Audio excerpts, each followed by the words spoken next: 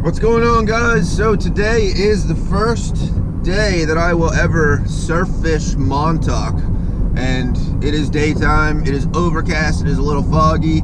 I'm up here with Fisherholic. He's out working on the boat right now, but he told me some spots to try to catch some stripers, and I'm gonna go try to catch some stripers. All right, so let's see how this goes. Never fished Montauk from the beach before, the surf before. I know that it's rocky and like is known for big bass and stuff. And we're just gonna go check out the water and see what it looks like, make sure it doesn't look too bad. A lot of bumps on this road, so yeah, we're going down this bumpy road. Look at this weather. It's 68 degrees right now. Oh, and there's a beautiful deer running through the lot. Oh yeah, good omen right there. But I was about to say before I saw that deer, oh shit. So I was about to say, before I saw that deer, I thrive in 67 degree temperatures. That is my optimal temperature range. 67 degrees, 68 degrees, it's cool, wear a hoodie. Now we're looking at the water is clean, the water is white. Let's take a look. Got an iced coffee from 7-Eleven. 7-Eleven iced coffee I feel is very questionable. That's all they have in Montauk though, it's the only option. But yeah, this looks pretty good. There's a seagull eating some crabs. This is what I got last night. These are some porgies. This is like probably my PB porgy right here. It's like 17 inches, nice big pork chop. I got them on, I got this one on a black sluggo fishing for bass, and I got this one on a bucktail. And I was catching a lot of bass. They were mostly like 20 to 25 inch bass. I'm gonna get suited up, see what I can do here. Suited up, yeah, I don't know. Wind's only blowing like 15, 16 miles an hour, 18 miles an hour, so it's like that borderline audio. I'm probably gonna leave the camera off to start until I find some fish. All right, I'll keep you guys updated. I'm gonna start off throwing a mag darter, and probably gonna change that out real quick to something else, but for now. All right, well, it started pouring down rain. I don't know, I tried one spot that looked kind of good, but I didn't get anything, so we're just gonna keep walking. Rich is coming out here, so see if he can put us on the fish. All right, so I've never surf fished Montauk because I always assumed you needed a wetsuit. I don't know if you really do need a wetsuit. I'm sure, yeah, it would help. I would say it would help. I'm gonna be restricted to, you know, fishing on some like fairly close to shore rocks. I'm trying to get to that rock. And yeah, I don't know if I'm really cut out for Montauk. I don't know if this is like my style, but we're just out here giving it a shot for the culture. The culture of the striped bass. All right, let's see if we can catch something off this rock here, or if we can get to the rock. Oh yeah. Water's like a little dirtier right here, but I think it's still good. If we get knocked off this rock, that's gonna be pretty terrible. Looks like kind of fishy, so we'll see what happens. We do not have this dialed at all. I do not know what the hell I'm doing out here. I had one bite early on when I got to this rock, and then since then, I think I had like 2 other bites, but both of them felt like real small. So I have to keep moving. All right, we're gonna go that way. Well, first fish. I didn't have the camera rolling. He's not big. That's my first Montauk bass. There he is. Yeah, that's something. I just moved a little bit. Yeah, little bass. He hit pretty close in. Pretty quick too. Like I don't know, he hit real close, and I didn't really have time to capture the epic battle. Very white, a lot of white water. Like big set coming in here. I'm gonna actually walk backwards a little bit. I'm not all about those like piles and mountains of white water that are coming towards me. We got great conditions. I'm sure if I was dialed in, if you were dialed in and you had like a wetsuit and you knew the tides and the spots, I think you would do pretty good today. I would like to get out to that rock right there, but I don't think I'm getting on that rock. It looks slippery and I don't have corkers, so I'm not even gonna try. Just stand back here and keep casting, see if there's any more fish. All right, so my GoPro Hero 5 Black likes to not record the audio a lot of times for some reason. I don't know why it doesn't, but there was no audio in this clip, so I edited in like the sound of the water, the waves, you know, just to keep it going. This was my second fish of the day. He was a little guy, very little. And then I got another fish pretty quick. I guess this was a semi-productive spot that I was fishing. You know, there was some fish there. Yeah, the GoPro still wasn't working. I think there was like 20 minutes of video that I did not have audio for some reason. I was using a Castmaster XL, which is a lure that I have from Albie Fishing. The sand eels are running out in Montauk at this time, like while I filmed this. So Rich suggested that I throw diamond jigs, which I did not have, but you know, this is like a Deadly Dick type metal, just a slender metal that does a good job of imitating a sand eel. So I tried that, and that's what I got my first few fish on.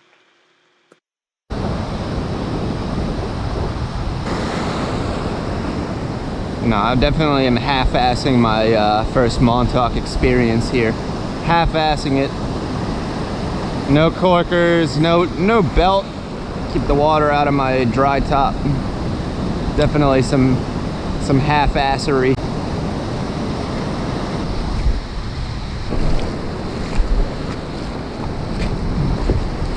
Walking to the next spot. Let's see. Look, there he is. There's Fishaholic Fishing. Here he comes, the master.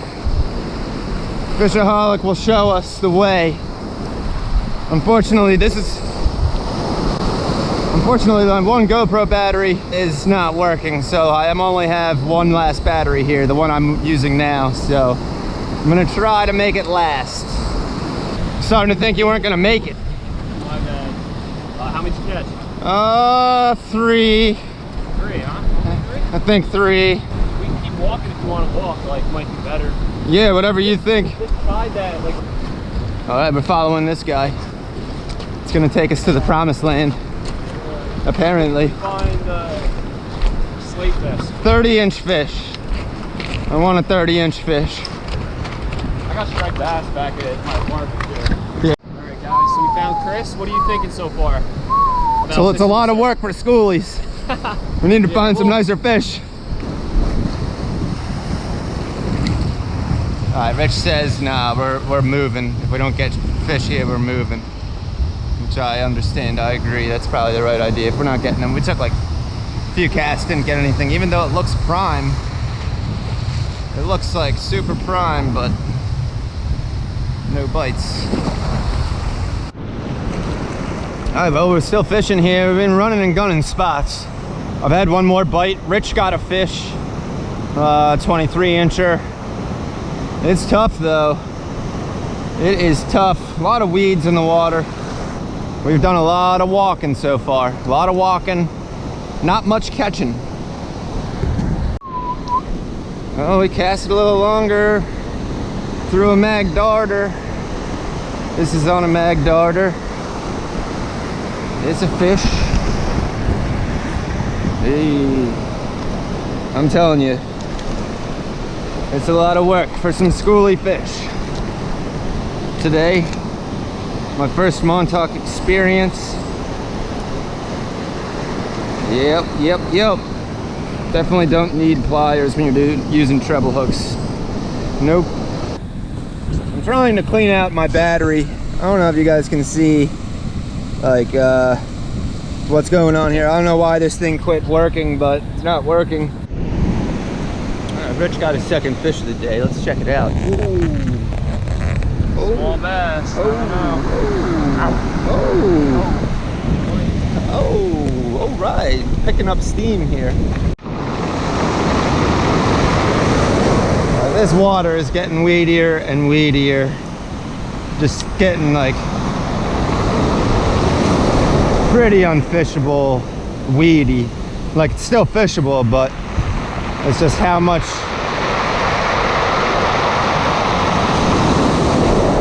the rocks are crazy. They make a crazy sound. It's like how many cranks can you get in before you get covered up in weeds? I don't know. I'm getting weeds every cast. Got a fish on down here. Rich said he had a few bites before I got this one. This one's fighting good. Oh, went back to the Deadly Dick. This one fought really good. Hard fighter. Hard fighter. All right, it's not no rat. That's all right. I'll take that fish. Pulling hard. Oh, there he goes. We're working for him today. I can tell you that. We're working for him. These rocks right here, I would love to walk to them and stand on them, but they definitely do look slippery. Without corkers, I'm not gonna take that chance. Maybe we will take that chance actually. It's slick, but I think we'll manage. All right, let's see if we can't catch another fish here. Oh, Rich is on. There's a fish. Dang, all right. Yeah, they're here. It's a smaller one.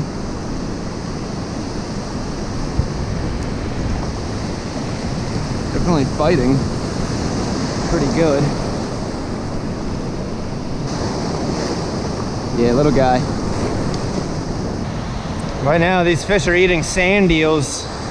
That is like the primary food source that's hanging out inshore. It's a lot of sand eels. That's why these metals are working good. Camera's going back off. Bite slowed down. I don't know, 2 fish pretty quick. Oh, a couple fish right there. So that's enough to get me walking even further from the car. I'm all about, well actually it got cooler. Air temperature dropped a little bit in the last like half hour. And now it's feeling nice and cool. I was sweating. It was a little warm earlier, but now it's really nice. This landscape's really nice. Really sick area. I don't know, all the bluffs and stuff are pretty epic. And challenging place to fish for sure. Oh yeah, right here, look at this. This is what I just found. It's a, it looks to be an unopened bottle of water. Yeah, it's unopened. That right there could make all the difference. The rule is, if you ever find a water, a beer, a Coke, anything, you ever find an unopened beverage while you're fishing, you gotta drink it. Unless, of course, it's an alcoholic and you're under the age of 21. But generally, yes, it's the rule. You do have to drink whatever kind of open beverage you find. All right, we're walking back now. We're gonna definitely take some more casts on our way back. Yeah, I've seen like a dozen balloons today. You guys are assholes when you let your balloons go into the atmosphere. Just want you guys to know that you shouldn't be doing that. You're just killing mad turtles. Because the ocean is already fucked. So look, there's a balloon there. There's a balloon here. Well done, guys. Good shit. Look, another one right there. 4 balloons in like 10 seconds. All right, over there's a balloon. There's 2 balloons there, one here. Dead bird there. Another balloon right here. It's like getting more and more popular to like release the balloons into the sky. All right, just since I started like talking about it, there's another one. I think that's, we'll call that number 8. Number 9. Number 10. 11. Balloon number 12 right there. You can imagine how many wash up on this beach. You can imagine how many are out in the ocean.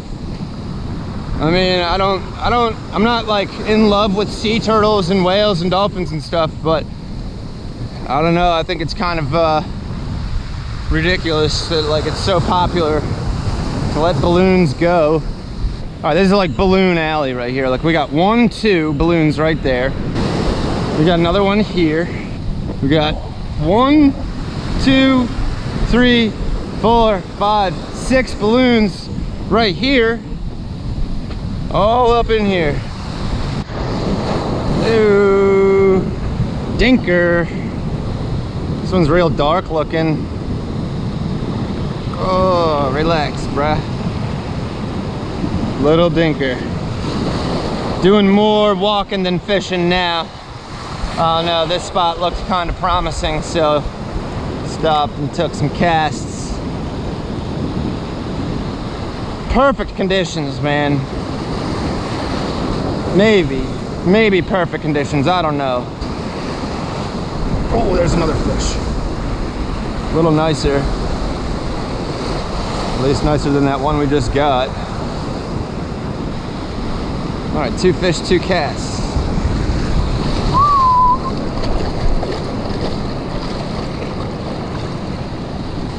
All right, yeah, not bad. Not bad. I know over in Europe, you know, this would be an awesome sized fish. They're, forget what they're called over there. Their version of the stripers. I don't know, we take our fishing for granted over here. I got a lot of comments from people from other countries saying, you know, how hard it is for them to catch fish where they live. And we definitely do have decent fishing here in the United States, the East Coast. You know, we've got good fishing, strict regulations on these fish. We're allowed to keep one of those at 28 inches per day up and down the coast. I don't know, I guess there's one. I guess Delaware you're allowed to keep 2 at 28 still, but Delaware doesn't have many bass. Everywhere else, yeah, 1 at 28. 2 fish and 2 casts. I don't know, this cast I'm not really feeling it, but I got 2 fish here pretty quick on this Deadly Dick. I'm calling this Kastmaster XL Deadly Dick because Deadly Dick is the original, and I just have a habit of calling him that. We're gonna go with something different though. This is an Albie snack on a 1 ounce jig head, Ron Z jig head, and I feel like that's gonna crack him. I'm pretty sure that you know, the few fish that I've seen rolling have seen my Deadly Dick and just didn't hit it, and I think this Albie snack could make a difference. I don't know, the tide's coming in, the water is nice and clean, looks really good. I just wish that I had more battery life for my GoPro because I've got like half battery right now. There goes a fish. Oh, there's a fish. Albie snack. Something about the Albie snack.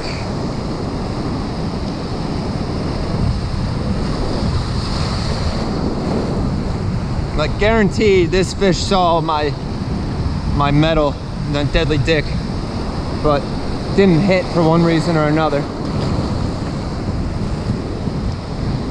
I saw one jump right here.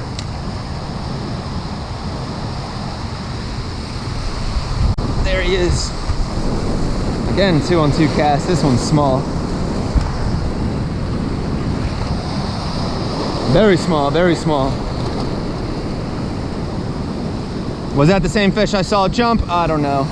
But I do know that I casted a lot of times with a Deadly Dick.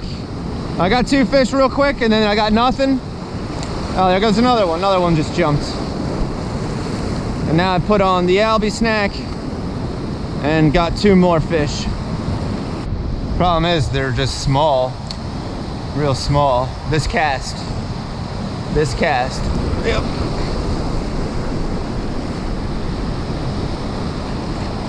All right, so now that's fish number 3. And what we're gonna do is we're gonna take off the Albie snack and we're gonna go back to the Deadly Dick. I got 3 fish in like short order. short order. No, I'm not gonna put that back on. I'm gonna go with the I'm gonna go with the Mag Darter. Try that out, see if they hit the Mag Darter. They should, the small Mag Darter too. All the bait that's around right now, the sand eels, they're all small, so. All right. The fish are right in tight here. Obviously there's a lot of bait right here. If the fish are piling in real close. Yeah, they're jumping. Good amount of fish are jumping right now. Problem is they're just so small. Small size fish.